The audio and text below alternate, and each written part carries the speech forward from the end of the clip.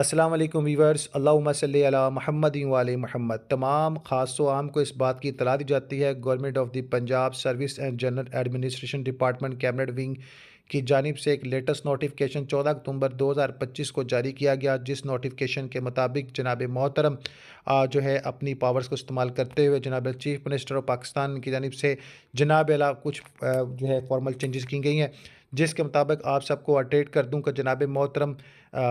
जो है राणा मोहम्मद इकबाल ख़ान साहब जो MPA PP 184 हैं, इनको जनाब आला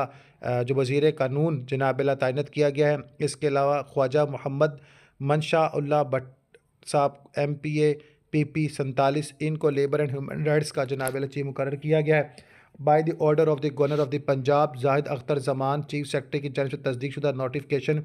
और इसकी कॉपी जो है फॉरवर्ड कर दी गई है all provincial minister, special assistant adviser और चीफ मिनिस्टर पंजाब और दीगर कानून से वाबस्ता तमाम जो है डिपार्टमेंट्स को पहुँचा दी गई, ताकि इंसाफ की फरामी और जनाब वर्किंग सिस्टम को मुकम्मल तौर पर प्रोसेस में रखा जाए। नमाज अल कुरान दुरूद पाक लाज़म पढ़े, अल्लाह ताला हम सब का हामी नासिर हो, और जनाब अल्लाह कुरान को तर्जुमे के साथ पढ़ें और अल्लाह के हजूर जो है हमेशा